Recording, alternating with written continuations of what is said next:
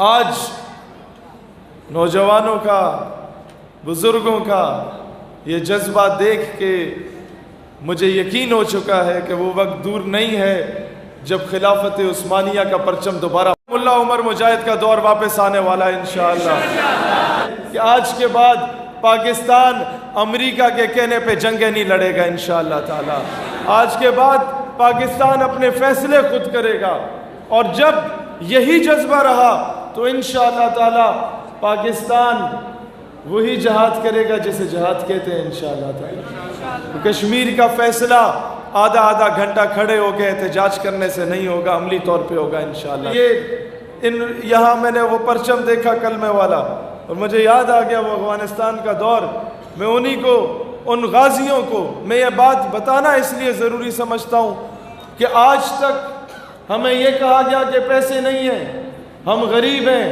ہم منگتے ہیں،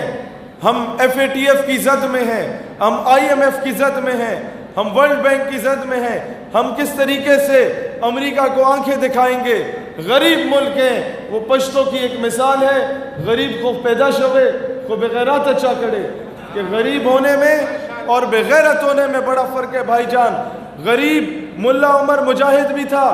غریب افغان طالبان بھی تھا، اس کے پاس ہتھیار نہیں تھا، اس کے پاس یہ سوٹیاں تھیں، لیکن وقت کی سپر پاور کو جب اس دور میں کراچی کی سڑکوں پہ داڑھی سے گھسیٹا جا رہا تھا ملا عبدالغنی برادر کو،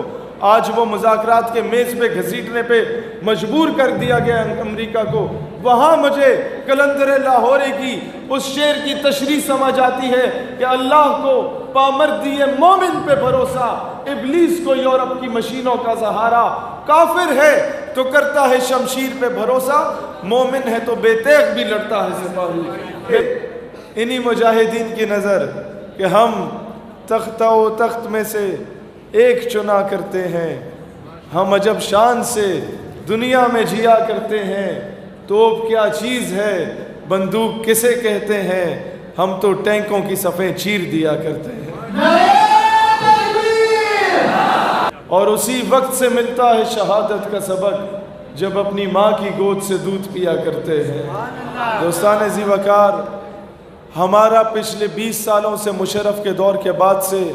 رویہ معذرت خواہانہ رہا ہے۔ ہم لوگوں نے جب تک دلیری سے مقابلہ کرنا نہیں سیکھا، یاد رکھنا یہ غلط کہتے ہیں تمہیں کہ اسلام یہ کہتا ہے ایک گال پہ کوئی تھپڑ مارے تو دوسری آگے کرو، نہیں، یہ میرا مذہب نہیں ہے۔ وہ تو کہتا ہے قرآن کا قانون ہے، خون کا بدلہ خون ہے، ہاں معاف کر دو تو بہتر۔ دوستان ذی وقار، جب تک یہ بزدلی، جب تک یہ بغیرتی، جب تک یہ معذرت خواہانہ رویہ ہماری ریاست اپناتی رہے گی، تب تک پاکستان کی بیٹیاں عافیہ صدیقی کی صورت میں اٹھا کے دشمن لے کے جاتا رہے گا، جب تک آپ کا یہ ریمنڈ ڈیوس کو باعزت بری کیا جائے گا، تب تک رات کی تاریکی میں نور خان ایئر بیس سے کرنل جوزف کو باعزت باہر بھگا دیا جائے گا۔ آج ضرورت اس امر کی ہے، ہم حکام بالا سے بھی کہتے ہیں کہ خدا کا خوف کرو، یہ قوم بجلی نہیں ہے نہ ملے، پانی نہیں ہے نہ ملے، گیس نہیں ہے نہ ملے، ہم گھاس کھانے کو تیار ہیں، لیکن امریکہ کا وہ جو ایڈ ہے اس پہ ہم لعنت بھیجتے ہیں، لعنت بھیجتے ہیں، لعنت بھیجتے ہیں، وہ ہمیں نہیں چاہیے۔ امریکہ کی ایڈ کی بنیاد پر میں ہمیشہ یہ کہتا ہوں کہ قوم کی بیٹی ڈاکٹر عافیہ صدیقی ہے، قوم کی بیٹی ملالہ یوسفزئی نہیں ہے۔